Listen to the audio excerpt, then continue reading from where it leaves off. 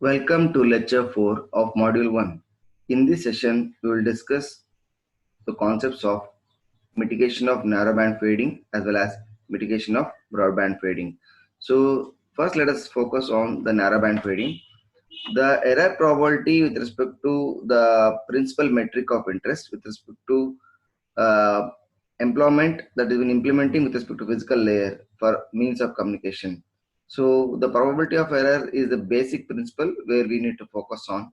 So based upon the modulation schemes that are employed, the bit error rate in an additive white Gaussian noise can be given as PB is less than or equal to zero point 0.2 to the power of exponential to the power of minus 1.5 SNR by M minus 1, where M is the number of constitution sites. As the bit error rate decreases with SNR, so decreasing SNR can cause bit error rate to increase exponentially. So bit error rate decreases rapidly with the signal to noise ratio. The average bit error rate is also being obtained.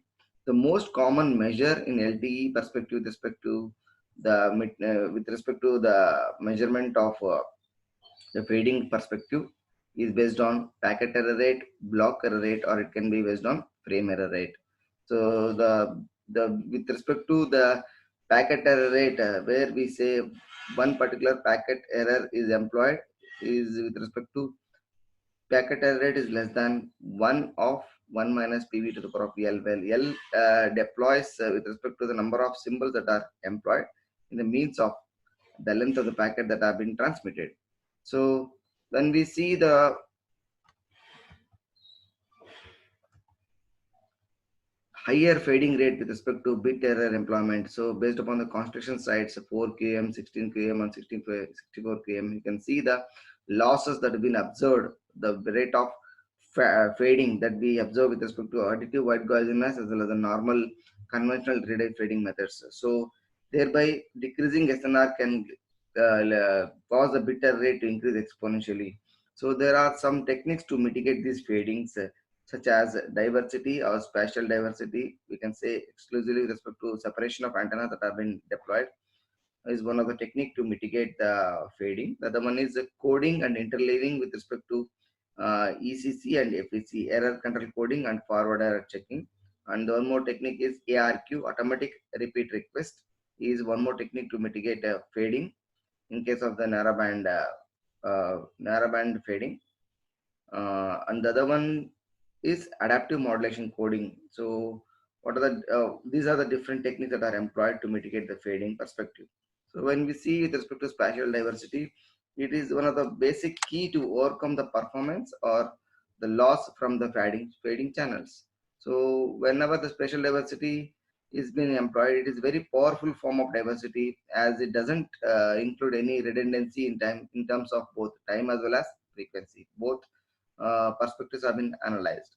So it is usually achieved by having more than two antennas at both the transmitting as well as receiving end.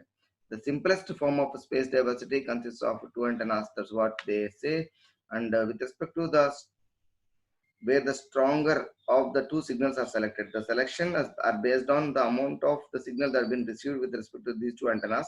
So this type of diversity is called selection diversity. There you can see in the diagram with respect to selection diversity of most fading effects that have been observed, signal 1 and signal 2, the maximum of these two is being considered.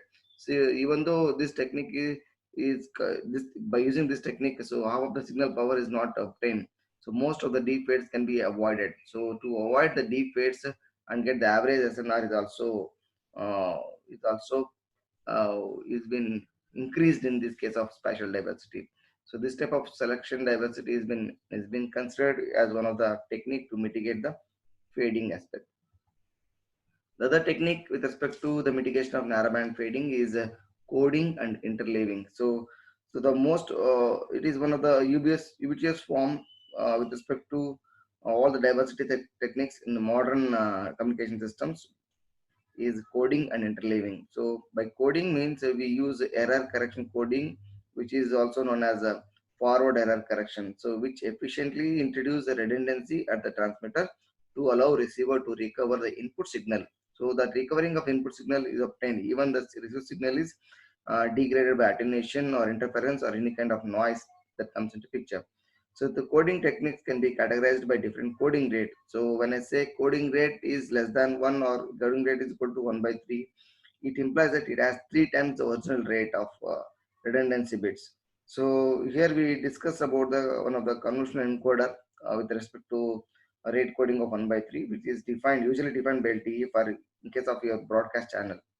So this diagram clearly states that the coding rate 1 by is 1 by 3, as there is one input bit and three output bits. One input bit with respect to C of k, and three output bits with respect to D of k. The constant length of this code is 7, and it is nearly equal to 6 delay elements are possible. We can get 64 possible states. So by if we take an relevant example with respect to G naught is equal to 133 in binary form, is employed as 101111, where 0 means output does not include from this tap, and 1 means it includes from the tap. So based upon the delay segment, whatever we have incorporated. So the major job of the decoder is to take out all the degraded output symbols after demodulation and produce an estimation. So what is the original information that can be obtained? So the most common decoding technique for convolutional encoding that implies is coding as well as coding and interleaving. So the most common coding with respect to reduced state sliding window maximum protocol is vertebrae decoder. So this is one of the most popular coding technique that has been employed with respect to reduced state sliding window protocol that has been engaged, that has been deployed in case of coding and interleaving technique to mitigate the fading. So you can use the turbo codes where we can see the parallel concatenation of the bits can be employed with respect to the turbo code internal interleaver can be employed for the different kinds of encoding streams, first constant or second constant, based upon the errors that are increased through iterative coding. So this turbo coders plays very important role in having an approach to much more enhance the coding as well as interleaving bits. The other technique to mitigate fading is ARQ, that is automatic repeat request. So ARQ simply is a MAC layer retransmission protocol, so which allows all the RNS packets to be quickly retransmitted. So this protocol works in conjunction along with the physical layer error control coding, as well as the checks can be made to assure that the links have been stabilized in every particular channels that have been propagated. So as a single bit error causes a packet error with respect to ARQ. So with ARQ, entire packet must be retransmitted. So every single bit error which causes an error packet, so automatically we are going to have a mechanism ARQ, where this ARQ mechanism will have a retransmission of entire packet. So what happens, even nearly half of the bits are already received, if any particular 1% of error is there, again retransmission process takes place. So to overcome this, HRQ can be employed, so where we say hybrid ARQ, which combines two concepts of ARQ as well as forward error coding.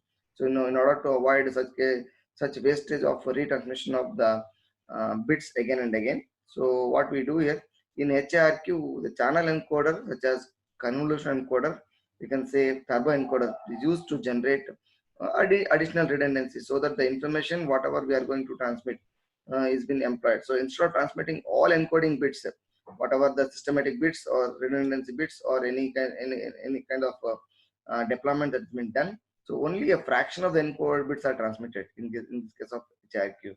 So this is achieved by puncturing of some of the encoded bits, so that effective coding rate can be much more enhanced. So after transmitting the encoded and punctured bits, the receiver will what does it do? The receiver will wait for the acknowledgement, so that after receiving with respect to the number of bits, coded bits that have been transmitted. So if receiver was able to decode any kind of information, then nothing else will be done. So if the receiver is unable to decode the information, then the transmitter can resend another copy of the encoded bits. This happens in case of the HRQ means of execution. So here we have two means of HRQ. One is type 1 and type 2. Type 1 is commonly known as chase combining. So what happens here during retransmission in case of chase combining? During retransmission, the transmitter sends a copy of encoded bits that is identical to the first transmission, and the receiver combines the received bits with the previous transmission. This happens in case of chase combining. So as the encoded bits are same in all the transmission and the noise interference is uncorrelated, so all transmissions are employed to increase the effective SINR, that is what signal to interference plus noise ratio. So the other type of HRQ common HRQ scheme that is commonly employed is incremental redundancy. So incremental redundancy means as the transmitter changes the bits as the punctured that are punctured during every as the transmitter changes the bits that are punctured during retransmission. So this way, every retransmission will have an effective code rate that received at the receiver that decreases the reduced error probability. So this is one of the effective technique to mitigate fading. One of the effective technique to mitigate fading, that is ARQ along with your HRQ concept that are deployed. So the other techniques to mitigate fading is adaptive modulation coding. So in LTE AMC, adaptive modulation coding will have an improvement in fluctuations over the channel with respect to time and frequency. So here instead of transmitting, what happens in AMC is instead of transmitting the as high a data rate as possible wherever channel is good. Whenever the channel is good, much more high data rate can be transmitted. So the transmission can be done at lower rate wherever the channel is poor. So this is done to avoid excessive drop over the packets, so that the packet droppage can be mitigated. So lower data rates are achieved by using smaller constellations such as QPSK, and higher data rates can be obtained with respect to larger constellations with respect to QAM modulation, especially 64 QAM, which are less robust to error correction coding. So if you see the performance to perform with respect to the means of execution of AMC, the transmitter must have some information with respect to the channel gain perspective. So the block diagram, what you are seeing here, which resembles that adaptive modulation coding with respect to that has been employed in one of the mitigation of the fading effects.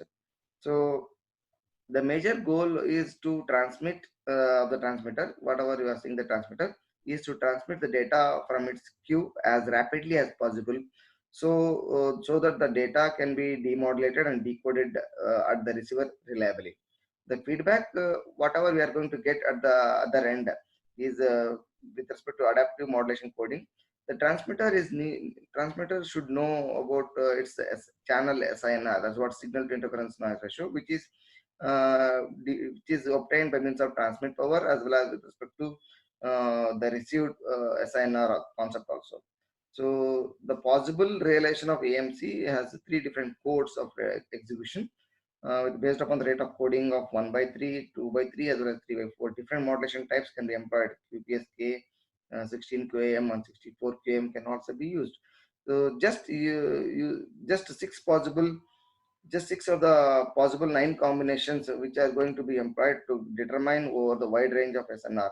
So lower in this example of deployment, you can see that the block diagram. Lower offer data rate with respect to QPSK and rate that is what rate turbo coding rate is 1 by 2, while the higher data rate with respect to profile that have been employed is 64 QM is 3 by 4. So thereby we are going to achieve much more output through normalized bandwidth, whatever we are going to configure. So in this diagram, you can see we have a channel, especially the channel gain parameter, that is what signal to interference noise ratio, with the feedback channel mechanism with respect to packet at the rate, how the adaptive modulation coding can be employed effectively. So the possible relation of different coding rates, what we discussed so far, is been shown in the diagram with respect to output versus your signal to interference noise ratio. You can see based upon the different kinds of modulation schemes, the output can be much more enhanced.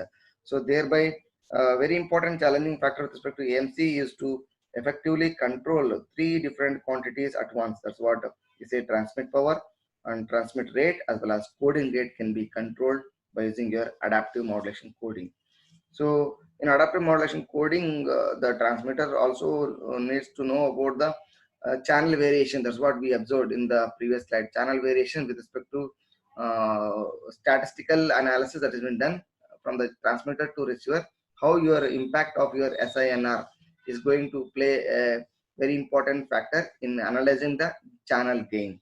So these are some of the very important techniques to mitigate the fading in case of narrowband perspective.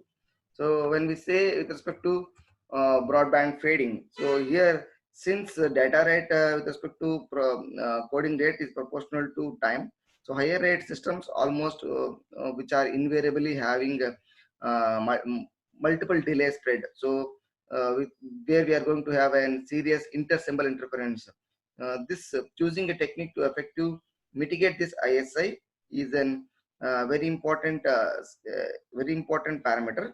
So increasingly, when we are going to deploy OFDM, it is one of the most popular choice for mitigating your ISI. So there are some main techniques with respect to mitigation of intersymbol interference. The intersymbol interference that comes into picture in case of your broadband fading, such as your spectrum, we say spectrum and rake receivers, as well as equalization, as well as multi-carrier modulation with respect to OFDM, as well as single carrier modulation with respect to frequency division equalization. So all these things are very important with respect to mitigation of broadband fading.